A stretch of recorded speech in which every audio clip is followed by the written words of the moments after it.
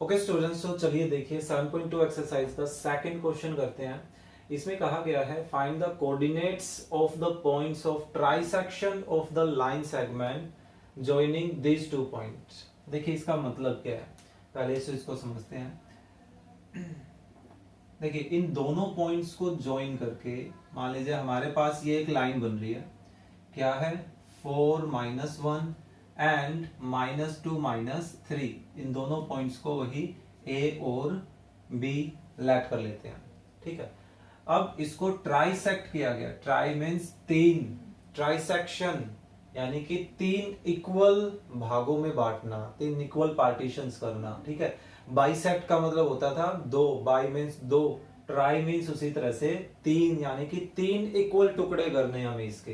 तो मान लेते हैं कि यहां और यहां दो पॉइंट्स है P और Q, जो इस कंप्लीट ए बी लाइन को तीन इक्वल पार्टीशंस में डिवाइड कर रहा है। इसका क्या मतलब हो गया कि हमारे पास AP, PQ एंड QB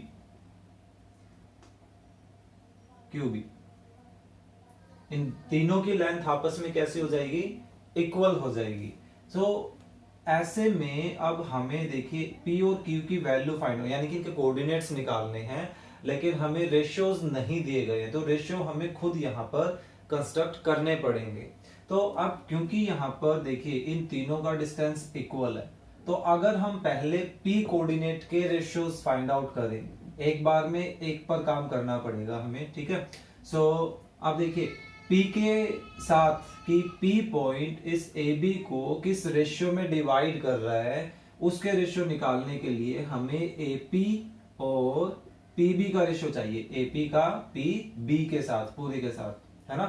तो अभी देखिए इस PB, ये जो PB है ये कंप्लीटली PQ प्लस QB इनसे मिलकर बना है ना, PQ प्लस QB से मिलकर बना है। जबकि हमें पता है कि ये सभी के सभी आपस में कैसे हैं, इक्वल हैं। सो ऐसी कंडीशन में PQ और QB इन दोनों के रिप्लेसमेंट में हम AB रख सकते हैं, AP, दोनों के रिप्लेसमेंट में AP रखा, तो न्यूमरेटर तो सेम चलता आ रहा है, AP plus AP, 2 time of AP। हमारे पास कैंसिल होकर क्या बच रहा है, 1 एंड 2, यानी कि AP का PB के साथ रेशियो कितना है, 1 और 2 का रेशियो है। तो हमें रेशियो पता चल गई। इसी तरह से हमें AQ का QB के साथ भी रेशियो निकालना है, क्योंकि QB तो इसको किसी पर्टिकुलर रेशियो में डिवाइड कर रहे हैं। सो अब हम निकालते हैं AQ एंड QB का रेशियो।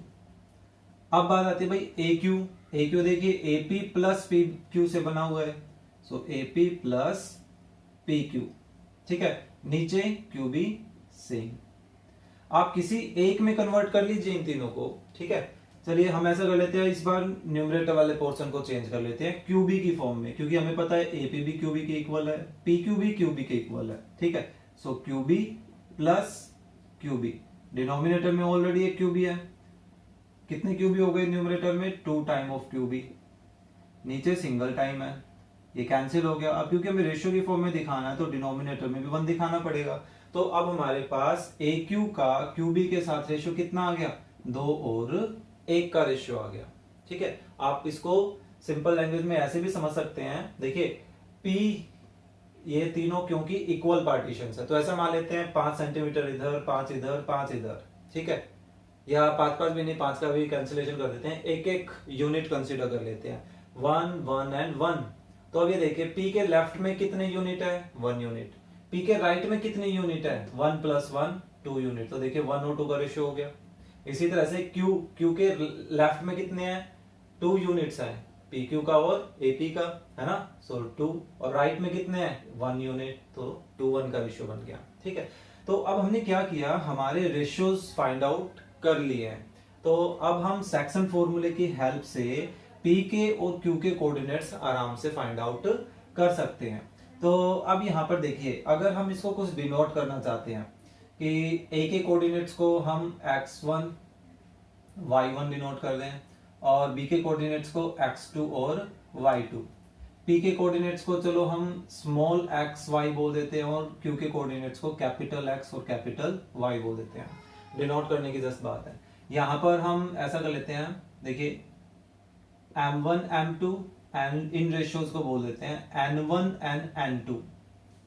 रेशियो नेम डिफरेंट हो गया क्योंकि रेशियो भी डिफरेंट है, ठीक है।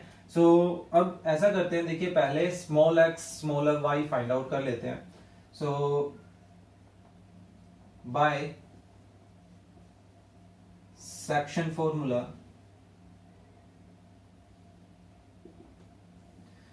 x की वैल्यू किसके इक्वल आ जाएगी। देखिए x कैसे काम करेगा, फॉर्मूला बनाया तो आप m के अकॉर्डिंगली कीजिए कि m1 b के साथ काम करेगा, m2 a के साथ काम करेगा। तो वही same pattern m1 x2 plus m2 x1 divided by m1 plus m2, ठीक है। सो अब इनकी वैल्यूज को आप रख सकते हैं। देखिए m1 हमारे पास 1 है, m2 कितना है 2 के इक्वल है। अब x2 किसके इक्वल है, देखिए -2 एंड x1 किसके इक्वल है 4 के इक्वल है। रेशियो हमारे पास 1 एंड 2 का है तो एडिशन, तो कितना आ गया -2 plus 8 divided by 2 means 6/2, overall 3 answer आ गया, है ना। सो स्मॉल x की वैल्यू आ चुकी है। अब हम स्मॉल y की वैल्यू और निकाल लेते हैं। तो y की वैल्यू निकालने के लिए अब हम क्या करेंगे, सिर्फ y कोऑर्डिनेट्स पर काम करेंगे, है ना। सो फॉर्मूला बना देते हैं। देखिए m1 y2 plus m2 y1 m1 plus m2। अब इसमें वैल्यू सब्स्टिट्यूट कर देते हैं। m1 m2 हमारे पास वही 1 और 2 है तो इनको सब्स्टिट्यूट कर दीजिए। देखिए m1 m2 m1 and m2।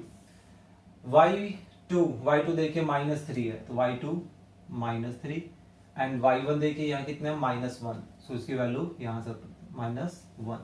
इसको सोल्व कर दीजिए, ये कितना आ गया -3 एंड -2 डिवाइडेड बाय 3, तो ये बन रहा है -5/3।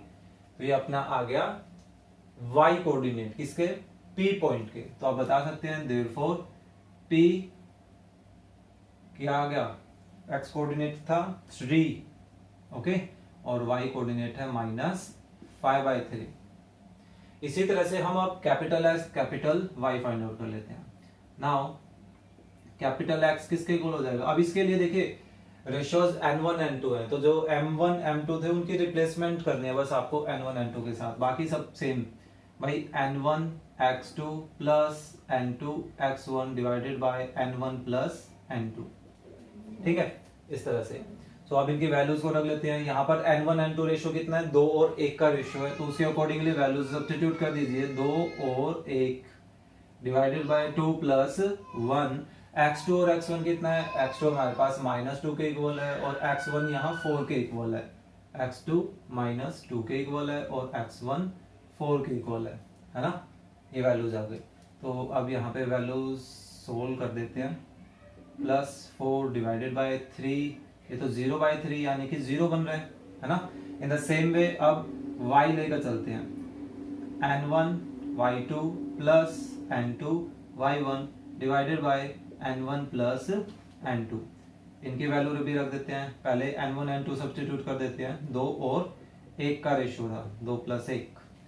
y2 देखिए -3 एंड y1 -1, सो -3 एंड -1, तो ये क्या बन गया -1 बन जाएगा, है ना, डिवाइडेड बाय 3, तो ये आ गया -7/3। देयरफॉर जो Q कोऑर्डिनेट्स हैं वो क्या हो गए, 0 एंड -7/3।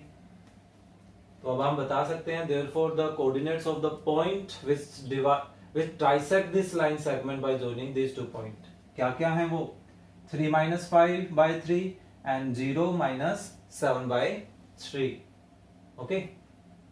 सो ये चीज ध्यान रखना है कि जब भी ट्राइसेक्ट या 4 इक्वल पार्टीशंस या बाइसेक्ट इस तरह से कुछ भी बोल दिया जाए तो हमें रेशियोज नहीं दिए जाएंगे, रेशियोज हमें खुद कंस्ट्रक्ट करने पड़ेंगे, ओके। तो मेन पॉइंट इसमें यही था, रेशियोज कैसे निकालें और आगे का काम आपको पता है कैसे किया जाना है।